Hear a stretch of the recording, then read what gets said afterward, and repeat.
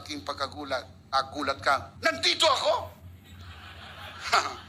Sapagkat magugulat ka, tayo ay nasa langit, hindi dahil sa nagawa natin, kundi dahil sa ginawa ni Kristo para sa atin. Shout amen! Kaya sa langit, ang bukang bibig, wow! You have been favored by God. 1, 2, 3. Wow! 1, 2, 3. Wow! 1, 2, 3. Wow! Talagang wow. Palakpakan natin si Lord. Praise God.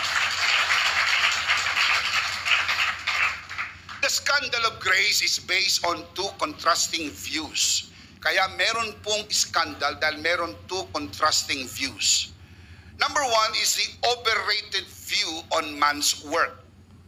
And number two, the underrated view of God's grace. Kaya scandalous kasi na-overrate ang tao. Kaya scandalous dahil in-underrate ang God's grace. Sa labis na pagpapahalaga ng tao sa kanyang sariling gawa, inalis ang Diyos sa larawan at ginawang bida ang tao. Kaya ang kampanya po nito, ang galing mo, kaya mo yan. Totoo namang magaling ang tao. Bakit naman hindi? Mantak mo na matagal na panahong pinangarap ng tao makarating sa buwan, nakarating ang tao sa buwan, hindi lang isang beses, kundi paulit-ulit na pinupuntahan ng tao ang buwan. Napuntahan na ang Mars.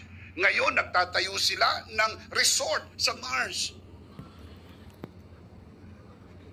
Meron na pong hotel sa ilalim ng dagat. Sobrang talino ng tao. Alam niyo po bang nakahula sa Book of Daniel? In the last days, knowledge will increase. And it is happening now. It simply means we are living in the last days. Ito na yung mga huling panahon. Sobrang galing ng tao.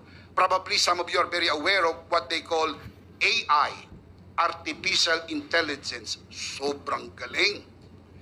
Ang galing na ng tao. Ang science, ang technology. Noong unang panahon, pag sumulat ka sa asawa mong nasa abroad at buntis ka, dapat ilagay mong nanganak ka na. Kasi by the time matanggap niya yung sulat, nanganak ka na. Sa Tagal, ang tawag dyan, snail mail. Sa Tagalog, sulat, suso. Dahil yung galaw ng iyong sulat, parang galaw ng suso. Mabagal. Ngayon, may email na. May Facebook. Nagkakakitaan. Lumiit ang mundo. Yung kamag-anak mong nasa Amerika, yung kamag-anak mong nasa Oman, ay parang nagkikita lang kayo. Parang ganyan lang, normal. Nagkakakitaan kayo. Nagkakakwentuhan kayo. Sapagkat may technology. Dati mabagal ang sasakyan, kalesa. Ngayon, meron po tayong mga mabibilis na sasakyan. Dati baku-baku ang daan. Ngayon po, meron tayong mga superhighway. Meron po tayong mga skyway. Meron po sa ibang bansa ng mga bullet train. Mabibilis. Bakit?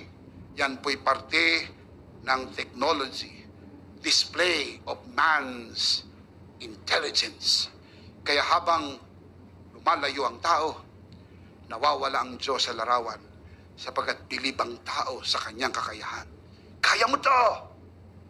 Hindi mo kailangan ng Diyos.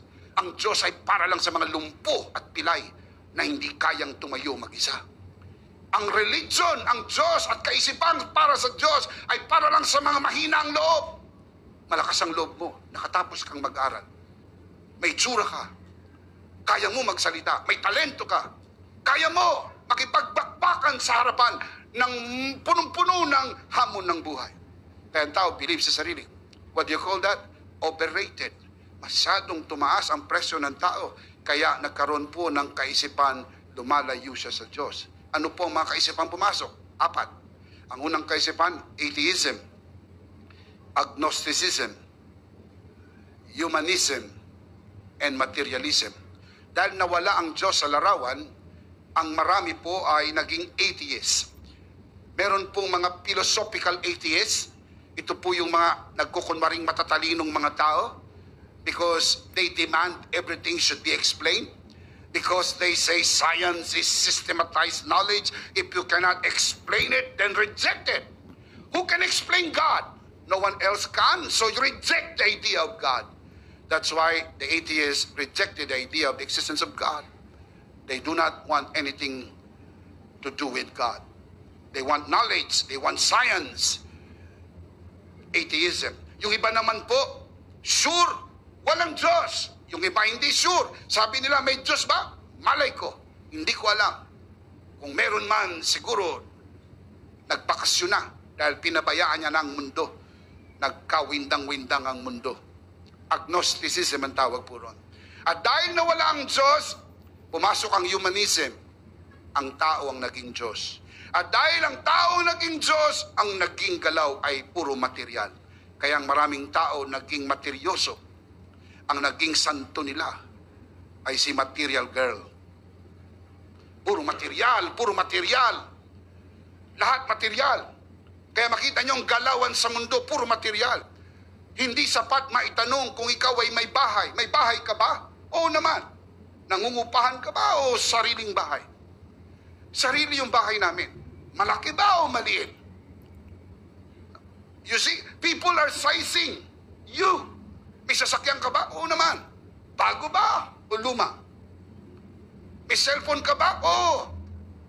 Apple o orange? Man, they want to know. Pero the last time I checked, kung apple o orange, parehas din nakakasend ng text. Pero para sa mga taong punong-puno ng material ang kaisipan, it matters. Yan bang suot mo? Original o Japex?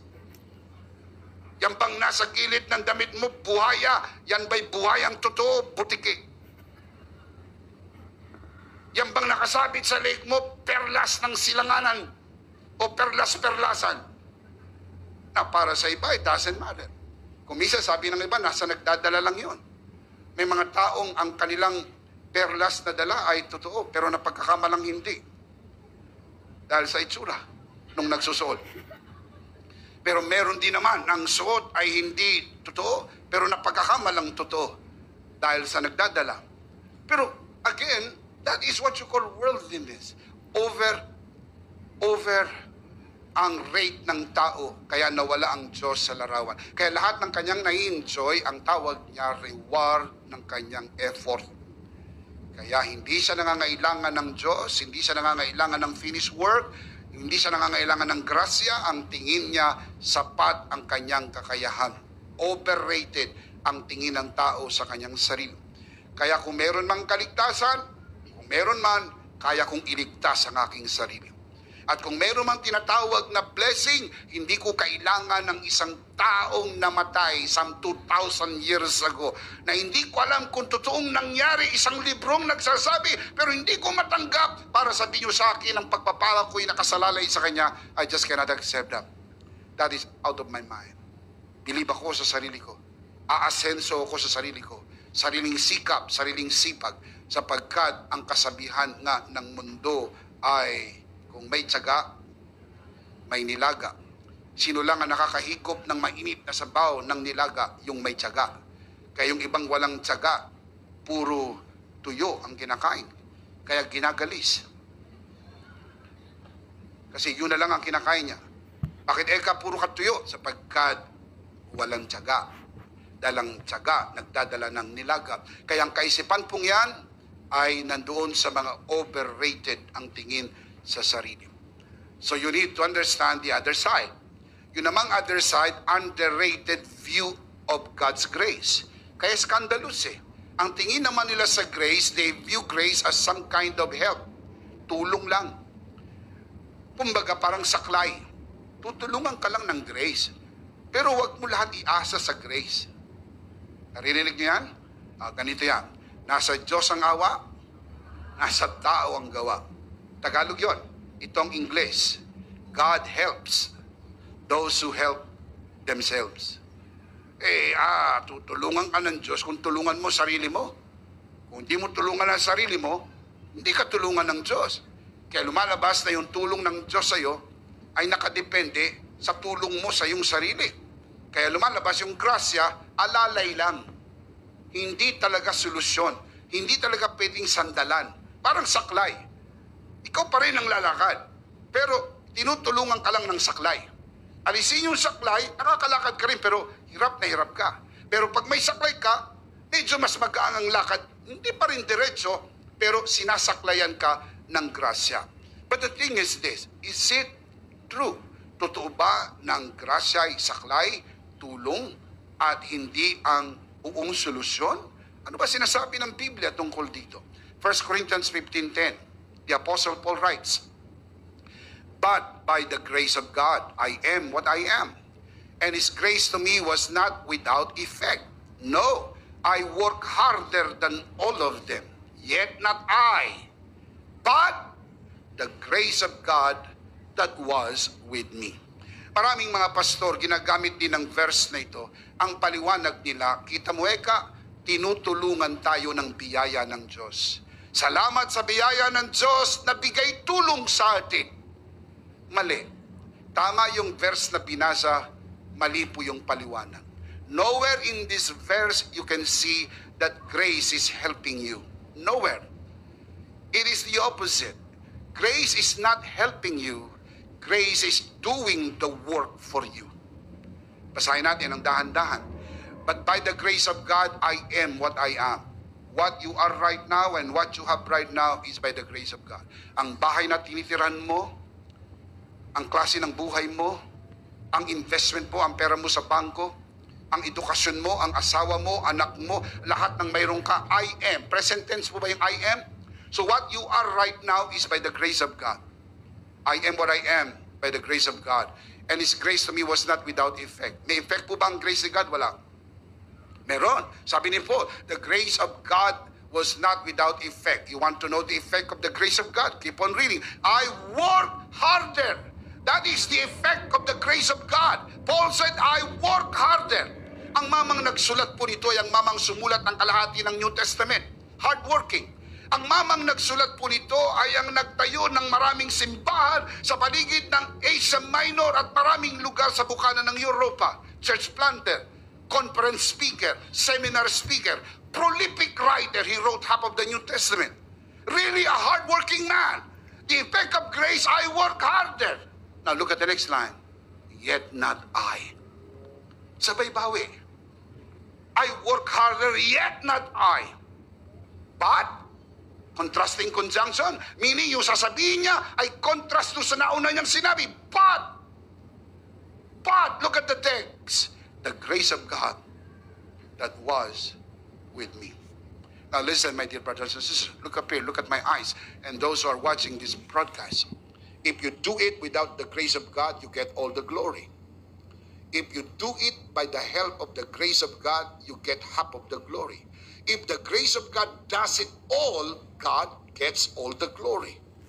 That is why it has to be by grace alone. Ibig sabihin, wala bang gagawin? Sino nagsabing wala?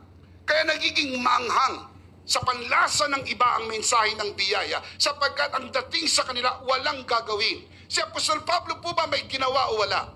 Mayroon. Pero ang sabi niya, ito'y nagawa ko sa pamamagitan ng grasya. Ibig sabihin, hindi siya tinulungan ng grasya. Yung grasya ang gumawa sa kanya. Ginamit siya ng grasya ng Diyos para magawa kung anong dapat gawin.